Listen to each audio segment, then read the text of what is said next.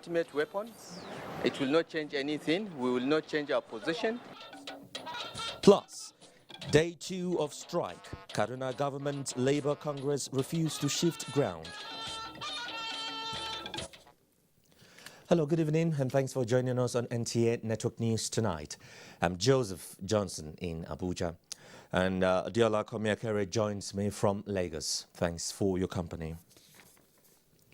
President Muhammadu Buhari has made a strong case for highly concessional credit facilities, grants as well as technical assistance in support of the ongoing institutional reforms and fiscal measures in Nigeria towards helping the country build back better and greener.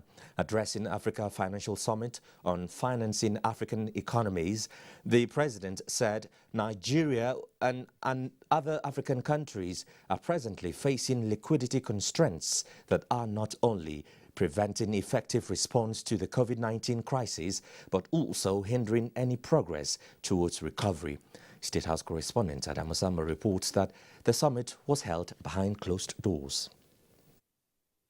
The Africa Financial Summit, attended by dozens of African and European leaders, was convened by the French leader Emmanuel Macron to discuss ways of giving a big boost in terms of financial support to African countries affected by economic crisis caused by the COVID-19 pandemic. Records show that sub-Saharan economies will need at least $425 billion of extra funding over the next 5 years. President Muhammadu Buhari described the initiative by the French government as welcoming, saying, however, that with many African countries experiencing debt distress, there is need for more sustainable and affordable financing solutions, including debt relief, restructuring, or even cancellation. Consequently, he requested that 20 to 30% of the new or unused special drawing rights of the IMF be on lent to low and middle income countries. The president also made a case for developed countries to extend financial support for green energy investment and recapitalization of the international financial institutions like Afrexim and the African Development Banks to enable them provide concessional credit facilities to vulnerable countries. African nations, he said, are committed to implementing comprehensive reforms needed to strengthen debt management and promote transparency and accountability, both in the mobilization and use of domestic and external resources. Nigeria, in particular, President Buhari said, has put in place the Strategic Revenue Growth Initiative and therefore made a case for France and other developed countries to support efforts at curbing illicit financial flows as part of the overall domestic resource mobilization strategy. Presently, France and Nigeria have a strong financial cooperation, with the French Development Agency having a portfolio of 776 million euros as well as $592.3 million spread across 15 projects in various sectors of the nation's economy. As the president said, while discussions at a high level are about to be finalized on concessional credit facility of 70 million euros for health infrastructure in Oyo State, the federal government looks forward to major realignment of trading and other bilateral relations between Nigeria and France. From Paris, France, Adamu Sambo, NTA News. And President Muhammadu Buhari says if Nigeria is to achieve accelerated and sustained economic growth, public-private partnership must play a key role as an alternative source of financing infrastructure development and focusing on innovative ways of delivering services. The president, while addressing another forum on African private sector reforms and infrastructure financing in Paris, France, said Nigeria can no longer rely on budgetary allocations in funding development operations and maintenance of infrastructural facilities. He explained that the federal government intends to leverage on public-private partnership to boost job creation, well as anti-corruption drive. President Buhari enumerated value for money analysis, public interest assessment, transparency, risk allocation, and thorough evaluation of projects proponent as some of the principles of the public-private partnership that can ensure accelerated infrastructural delivery. He said even the process leading to the PPP contracts has inbuilt restraints against corrupt practices as well as preserving public assets. In the meantime, as leaders from across Africa meet in Paris to discuss plans to recover from the impact of coronavirus pandemic, the issue of terrorism becomes inseparable from the fight against COVID-19. President Muhammadu Buhari expects synergy with France in a strong determination to overcome. The president expressed this in an opinion article on post-COVID-19 opportunities in Nigeria, France relations, especially in areas of security and economy. The article was translated and published by the leading Paris-based magazine Le Point. Ruth Aguele has high points of the article. In his message, President Muhammadu Buhari noted that across the world, conflicts and coronavirus have not been far apart. As governments struggled to contain COVID-19, jihadists have also taken advantage in the Sahel. Terrorist incidents have become tragically common across Mali, Burkina Faso and Niger. Around the Lake Chad Basin, Boko Haram terrorists also took advantage of the pandemic and pushed back into Nigeria, whilst still launching raids and attacks in Chad, Cameroon and Niger. President Buhari emphasized that Nigeria has seen more than once how Boko Haram can regroup, morphing in form and tactics. A matter of only a few years ago, where they reduced to a territory-less group, when they once had control over an area in the country 3 times the size of Lebanon. Yet, as instability spreads, so the networks that sustain it have strengthened, whether that be weapons supply chains from Libya or trafficking networks that take money from those escaping instability and feed back into the system that generates it. President Buhari added that while the infection is spreading further, reaching into the heart of Europe and France, which has also not been spared, with innocent people murdered on its streets. In that context, he says, Nigeria and France's fate is linked, although Paris has been active in this common fight. The president emphasized that this is the time Nigeria and France should deepen their anti-terror cooperations if both nations are to overcome this scourge, particularly in the aftermath of the murder of the late president of Chad. He said both countries must be agile and flexible, cooperating across borders to cut the head off their groups. President Buhari noted that, indeed, much have already been done to strengthen the bond through intelligence sharing along with training against improvised explosives. But there is more that can be done in cross-border military exercises and coordinating strategy. The president also acknowledged the fact that leaders of Sahel countries must do more to present a unified front to lobby other Western nations, particularly Great Britain, the United States and the European Union, for further military and humanitarian assistance. Because without security, economic opportunity remains fragile, and without economic opportunity, the propensity for conflict grows. The solution must therefore be two-pronged.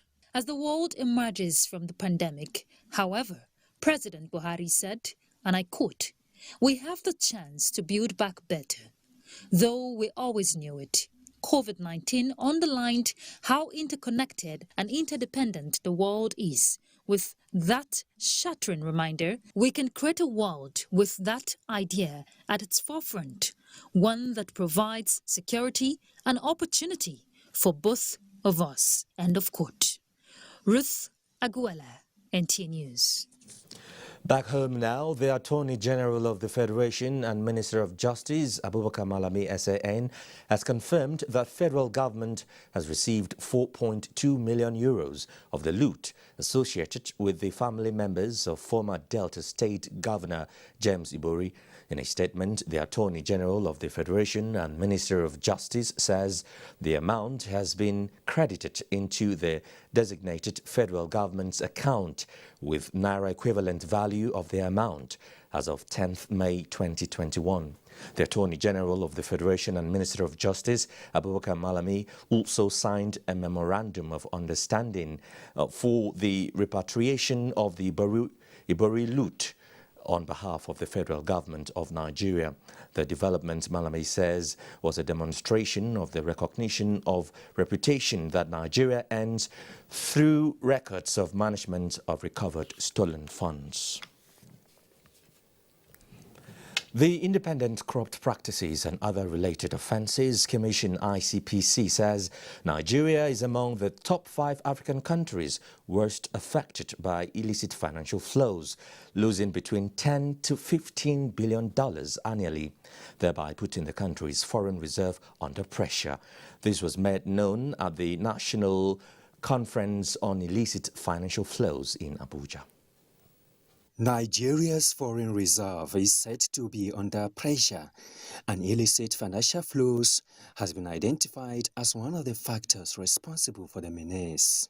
Consequently, this has resulted in negative implications on social, economic, and infrastructural development. To tackle the trend, ICPC, in collaboration with relevant stakeholders, organized this conference on illicit financial flows in the country. The aim is to sensitize the public on the menace in order to track the illicit financial flows, stop it, and repatriate it. The experience of Nigeria with the now notorious P&ID case shows that bogus and sometimes genuine investment contracts are among the leading sources of IFFs from developing countries. The World Bank and the UNODC has reported that cross-border flows from proceeds of criminal activities is estimated between $1 trillion and $1.6 trillion every year. As part of measures to curb illicit financial flows in the country, the Commission also initiated a review of the oil and gas, as well as tax sectors, to track illicit financial flows. Let's turn our attention now to Kaduna State, because the state government has announced the dismissal of nurses below grade level 14 and early academic staff of the state-owned university for their involvement in what it describes as unlawful strike by NLC. Suleiman Abdullahi Rikachukun reports that Kaduna residents are calling on the parties to the dispute to sheath their swords in the interest of the ordinary citizens. The strike by the organized labor and solidarity by affiliate unions, especially power sector employees, health workers and teachers, among other institutions, created a lull in socio-economic activities in the state. Emmanuel Yohana brought his 2-year-old daughter for diagnosis at the National Air Care Center, Kaduna, but could not access medical attention as a result of the strike. Sefia Mustapha suffers the same fate. Because of the strike, she cannot be operated.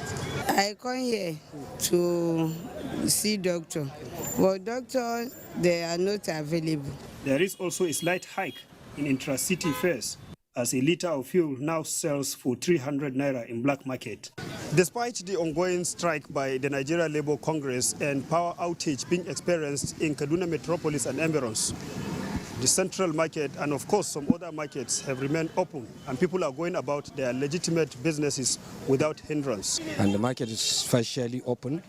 People are doing what they can do at least. Meanwhile, the state government has announced the dismissal of nurses below grade level 14 and any academic staff of state-owned university for their involvement in the strike, as it declares NLC president and others wanted. He should report to the nearest police station or report to us. He will be prosecuted for economic sabotage. Is there any ground for compromise between the two parties? There is no grounds for compromise. They have used their last ultimate weapon, It will not change anything. We will not change our position.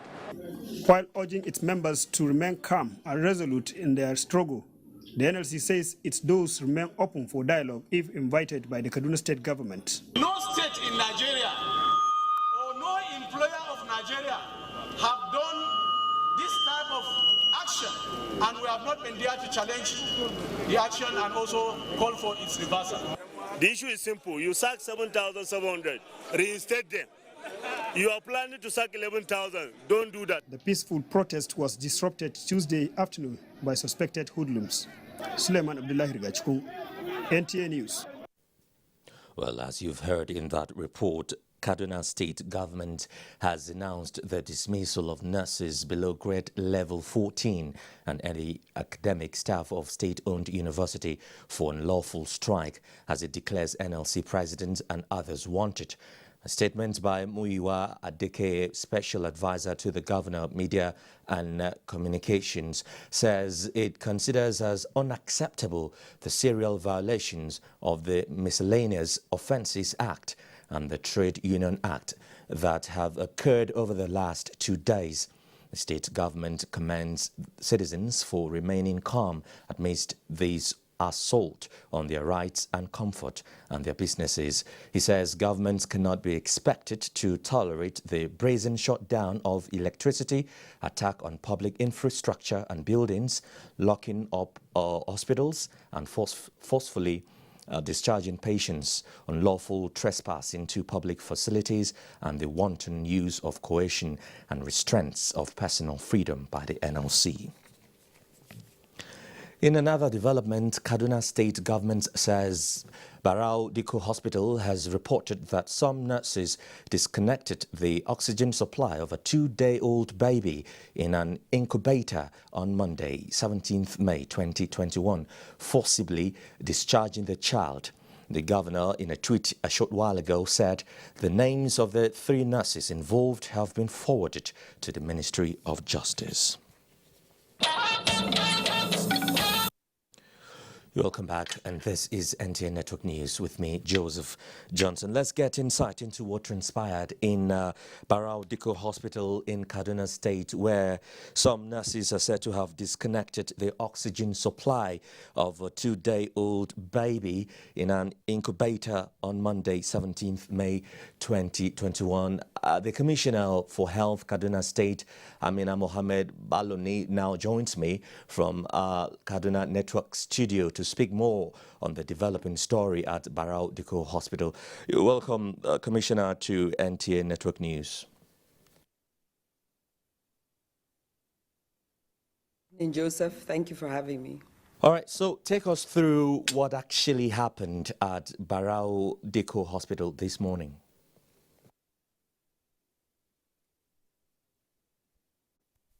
Received reports this morning of what transpired yesterday. Across the state, we had received reports that health facilities were being barricaded and patients that were being on admission were being forcefully discharged by some members of staff that were on strike. We found out that in Barau Diko in particular, which was the most disturbing,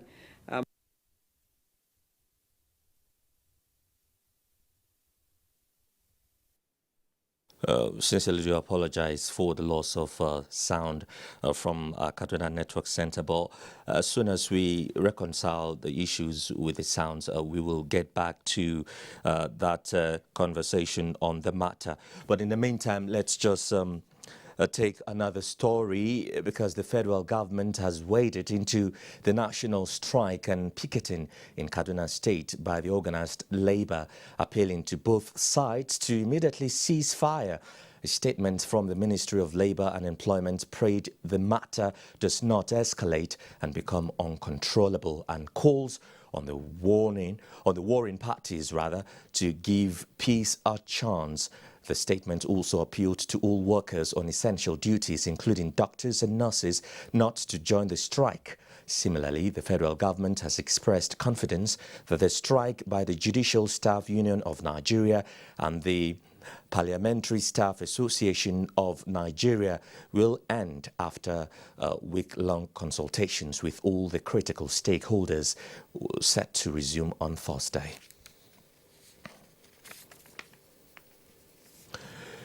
Information and Culture Minister Lai Mohammed has expressed satisfaction with the German government's commitment to return priceless Nigerian artifacts stolen from Nigeria during colonization. The minister expressed his satisfaction when a German delegation visited, of course, in Abuja. Anthony Fortson reports. Known as the Benin Bronzes from the Benin Kingdom, the German government has indicated its willingness to return them back to Nigeria. At this meeting with the Minister of Information and Culture are German officials, Nigeria's ambassador to Germany, Yusuf Tuga, officials from the Federal Ministry of Foreign Affairs, Edo State Governor Godwin Obaseki, and chief executive officers of agencies under the Federal Ministry of Information and Culture. Expressing satisfaction with the level of commitment and the assistance to be rendered by the German government, Lai Mohammed said it is laudable. On the return of Benin bronzes looted from the Oba of Benin's palace in 1897, these discussions had led to the formulation of what is now globally called the Benin Dialogue. The Benin Dialogue Group, an offshoot of which is the Legacy Restoration Trust, that was created to raise funds towards establishing a museum capable of housing these antiquities when eventually returned. This sort of a landmark achievement in the realm of cultural diplomacy. This is setting the pace for others to walk the walk. Germany is not the only holder of stolen Benin bronzes. We want to emphasize that the time has come to reinvent the museum as a realization of networks and energies. For Governor Godwin Obaseki, the cooperation is immeasurable. To make a commitment to the federal government of Nigeria and the people of Nigeria that they are now prepared to undertake conversations to finally bring these works back to Nigeria is something that is very pleasing. Is one that will be hailed globally as the heart of cultural cooperation. Cooperation between the federal government of Nigeria and the federal government of Germany. This follow-up visit by the German delegation has signaled the expected return of the Nigerian antiquities from Germany. In Abuja, Anthony Forson, NTA News. A new security operation code-named Operation Restore Peace has been launched in the southeast. The Inspector General of Police, IGP Usman Alkali Baba, flagged off the exercise in Enugu State. Mina Okabasi now reports. Southeast governors and other top functionaries today gathered at the Okbara Square in Enugu to witness the launch of a new security operation codenamed Operation Restore Peace, RP, for the region by the new Inspector General of Police, IGP Usman Alkali Baba. IGP Baba said it is in line with the Constitution of the Federal Republic of Nigeria and mandate of the police force to launch a necessary peace system in any given dire threat to security of the nation, as witnessed in recent times. As we set out to formally launch Operation Restore Peace, otherwise codenamed Operation RP, in Enugu on this day, I pray that the Almighty God should restore peace across the southeast and in our beloved country. To not have come at a better time than now, given the growing insecurity in the country. In the past weeks, we've been saddened by the spate of killing of security personnel in the line of duty and destruction of security infrastructure. A display by the Police Mobile Force, PMF, was a clear indication of their readiness to achieve the set goals of Operation Restore Peace in the region. The IG, however, appealed to sister agencies, community leaders, and stakeholders to assist in achieving this national assignment of Operation RP, while urging the Operation RP team to discharge their duties within the ambits of the law and not use it against the people. In Enugu, Mina Adobu Kobasi, NTA News. President Muhammadu Buhari has written to the National Assembly requesting the approval of the implementation of the new external borrowing of 2.3 trillion naira in the 2021 Appropriation Act. The executive communication explained that the fund is to part finance the 2021 budget deficit of 5.6 trillion naira. National Assembly correspondent Ignatius Nkwo reports. 1 week after their salad break, the senators are back to the chamber. Presidential request for approval of the implementation of external loan preceded the day's business. That the plan is to raise the sum of USD $6.183 billion from a combination of sources, normally multilateral and bilateral lenders, as well as from the international capital market, ICM, through the issuance of Eurobonds. The first item for consideration on the order paper was the confirmation of 12 persons as members of the National Human Rights Commission, with Salamatu Husseini Suleiman as chairman. The executive should take very serious note of the observations raised in the area of ensuring that there is compliance with the constitutional provisions for appointments like this. The Federal Medical Centers and the National Dermatology Hospital Garkida Adamawa State Establishment bills, sponsored by Senator Aishatu Dahiru Binani, were passed. The legislators called for a thorough investigation on alleged killing of 5 persons by officers of the Nigerian Customs Service in Ishenyi, Oyo State, as prayed by Senator Abdul Fattah Buhari, as Senator Ajayi Borofis called on security agencies to restore peace in Oka, Akoko, and Supare communities in Ondo North Senatorial District. Senator Stephen Ode drew the attention of the Senate to what he described as urgent need for the construction of federal roads linking local government areas in Cross River North Senatorial District to other communities in Benue and Ebonyi State. Towards identifying the victim of the incident, organizing proper compensation to the family of the deceased and the injured. Mandate the Federal Ministry of Works to prioritize these designated federal roads for emergency attention pending the submission of the 2022 appropriation bill. Senate has urged the Federal Ministry of Education, Joint Admission and Matriculation Board, and the National Identity Management Commission to review the policy of JAMB registration with National Identification Number to ensure a seamless process. From the National Assembly, Ignatius Nkwo, NTA News.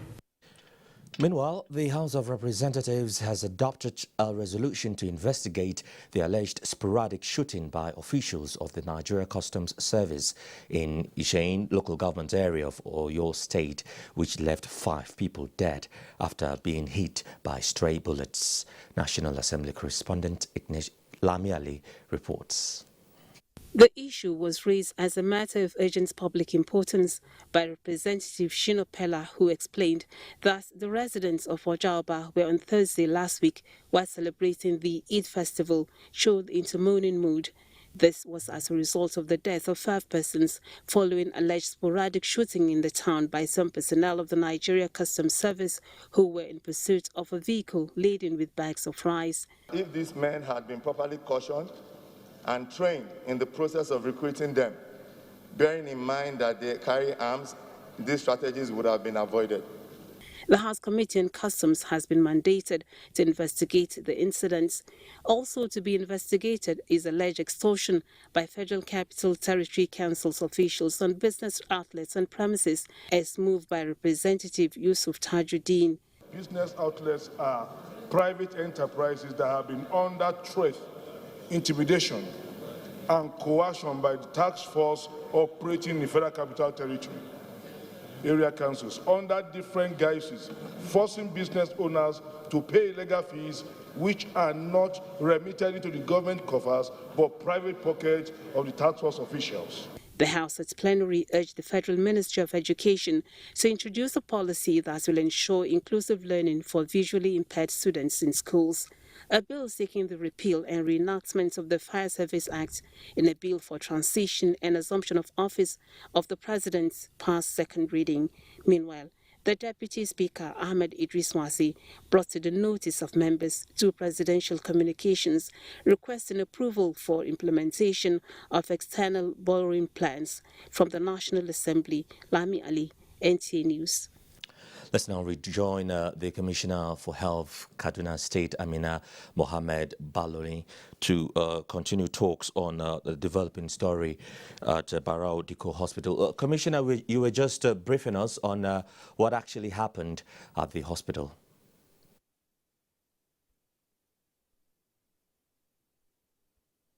Joseph, across the state yesterday we received reports that in our facilities, the persons on strike had been going in, locking up wards, forcefully discharging patients and chasing them out.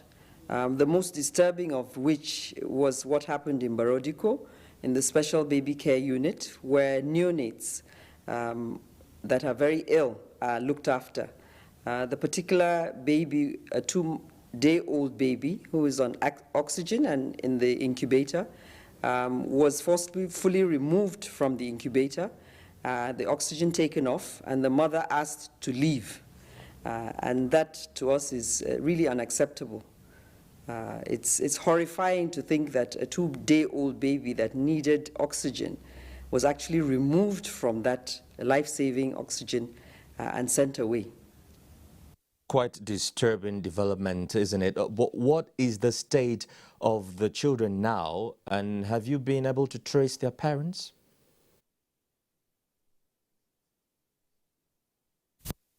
Haven't yet. We have the names of the name of the parents. Of course, the baby hasn't been named, but as you know, it's quite difficult sometimes to trace people with the addresses they give. But we're working hard to do that, to make sure that we find out one way or the other whether the baby is still alive or has passed. Okay, so finally, what is the situation in the hospital as we speak? Currently, we have our doctors who are not on strike and senior nurses of the grade level 14 and above.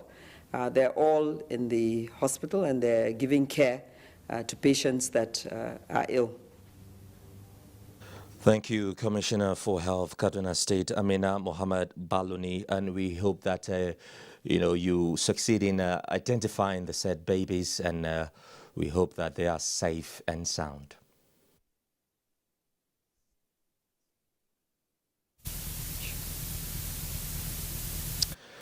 All right, let's move on now.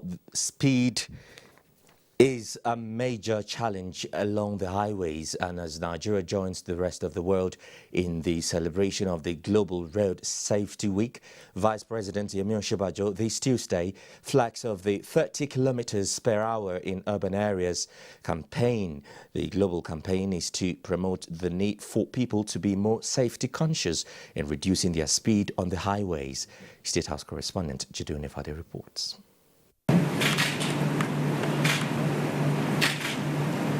The seal of authority on the campaign and a show of oneness amongst stakeholders in the 30 kilometers per hour campaign. Vice President Yemi Osinbajo, who is also the chairman, National Road Safety Advisory Council, wants all stakeholders, including the states and local authorities, to be actively involved in the campaign to save lives on Nigerian roads. I think that making road safety a public health issue is one of those very creative ways of ensuring that we are all able to synergize, that the Ministry of Health, for example, is brought into the picture properly, and which explains why the Honourable Minister is a key part of this of the activities of this week and of course of the second decade of action. I think that those synergies are important, the synergies between the ministries, and as we pointed out also, the synergies between the states, local government, and the federal government. 50% of road accidents for fatalities is as a result of speed violations, and this is as stated by the Federal Road Safety Corps, a trend which the Corps says must be curtailed. Something is going on in other parts of the country. It's promoting the need for in urban areas to cut down the speed, maximum of 30 kilometers per hour, and we believe we'll be able to achieve this with the cooperation of all the road users. Part of it is that the Corps will work with the Federal Ministry of Works and Housing to ensure that appropriate road signs are installed in the urban areas, and as well as the stop signs by the junctions. In the long term, the huge economic impact, we lose between 3 to 5% of our GDP annually from road crashes. That translates about 6 to 9 trillion naira every year. So the long-term impact is huge. Most developed countries have realized that and took up road safety as a major investment, economic investment, and are reaping the benefits today. For us in developing countries, we are still struggling. The health of human beings, prevention is a basic component. Prevention, which they say is better than cure. The aim is to reduce road fatalities by 50% by the year 2030, and it is hoped that with the cooperation of all road users, this will be achieved. In the State House, Jide Onifade, NTA News. President Muhammadu Buhari has approved the appointment of Malam Abubakar Nuhu Fikpo as the substantive Director General of the National Directorate of Employment, NTA. Before his appointment, Malam Fikpo held the position in acting capacity. President Muhammadu Buhari has also approved the appointment of Comrade Issa Aremu as the Director of the National Institute for Labour Studies, NILS. Comrade Aremu has been a notable trade unionist who has risen through the ranks in the trade union hierarchy in Nigeria. The appointments, which are for a period of 4 years, take effect from May 15, 2021. Time to join Adiola in Lagos for more stories.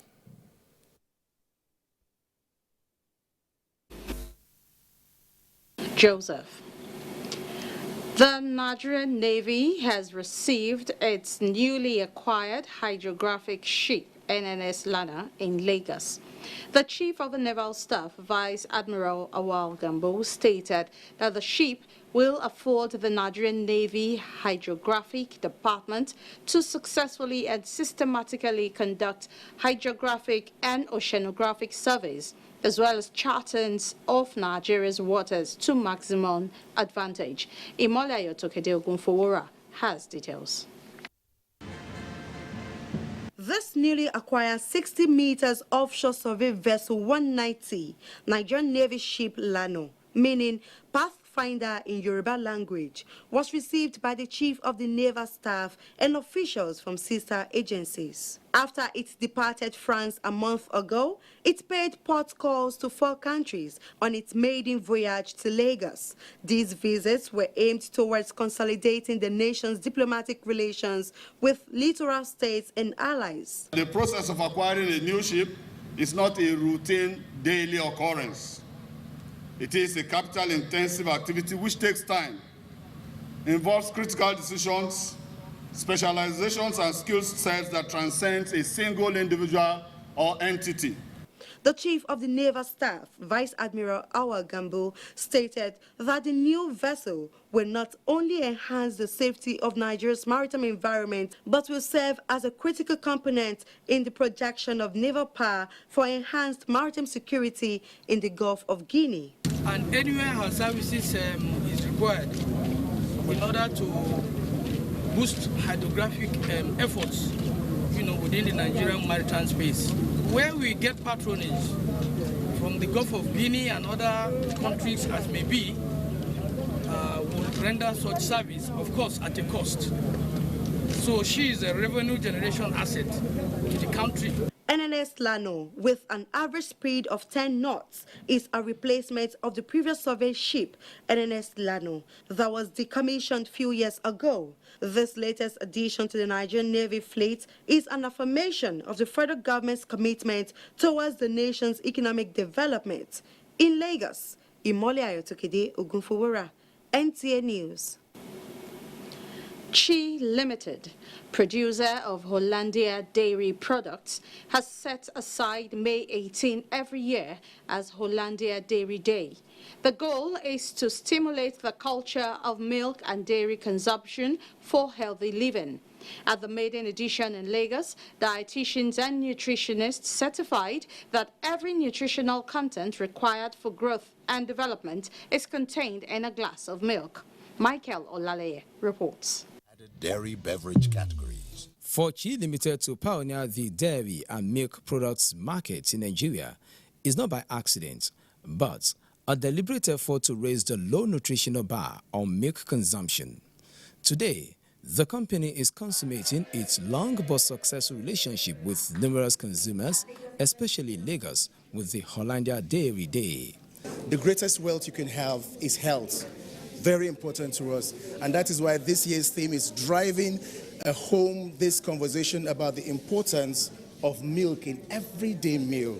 The gathering focuses on the role of dairy in achieving optimal health and nutrition, making reference to the various range of Hollandia dairy products in fortifying the body system from radicals, while correcting some misconception about milk and dairy consumption. Especially even for those ones that are lactose intolerant, you see that when they take yogurt, they don't really so much react to it. And good news is that even now, today, we found out that Hollandia has lactose-free yogurt too. You know, we are in an age where COVID has been ravaging the world, so any nutrient that will strengthen your immune system, you need to increase its consumption.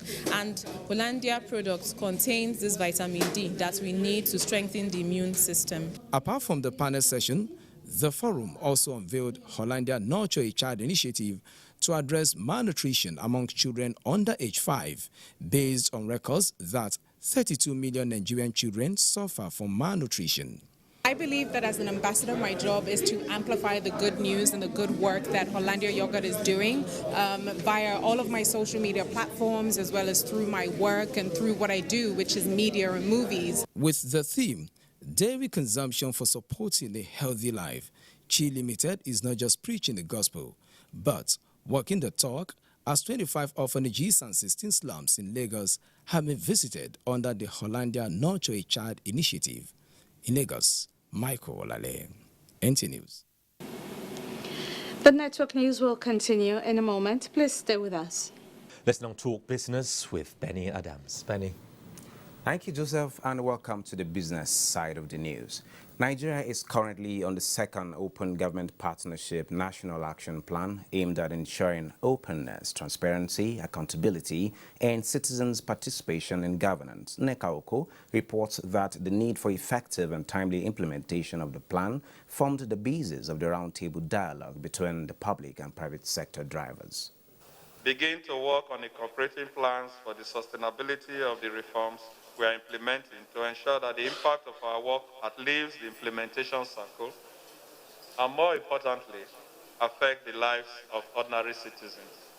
We cannot, under our leadership, let OGP become just a word on the street. Nigeria is at a critical phase in her development, and we need to ensure the security and welfare of every citizen in Nigeria. President Muhammadu Buhari has commended the successful transition of the capital market into an era of increased competitive value creation for all stakeholders. At the virtual launch of the Nigeria Exchange Group campaign, The Stock Africa is Made Of, the president described the successful demutualization of the then Nigerian Stock Exchange as a national pride and a step to better economic growth. We'll continue to listen, engage, and collaborate with the private sector with a view to improving lives and transforming our nation. I believe that demutualization will help facilitate enough capital to support federal government initiatives and infrastructure projects. We'll complement the banking sector as a source of funding for business activities within the country. by providing a wide range of services, including listing and trading securities, licensing, market data solutions, ancillary technology, regulation, real estate, and more. The closing gong there signals the end of the campaign ceremony and the transactions on the floor of the market as investors lose 148 billion naira with all-share index dipping further by 0.72%. Equities closed at 39,022.52 basis points as against 0.44% depreciation recorded previously. Market breadth closed negative as ABC Transport led 15 gainers as against 20 losers, topped by pot paint at the end of today's session. Market turnover closed negative as volume moved down by 42.79% as against 62.92% recorded in the previous session. Cordville, Fidelity Bank and Zenith Bank were the most active to boost market turnover, just as Zenith Bank and Boa Cement topped market value list. That is business news. Joseph is over to you. Thanks, mate.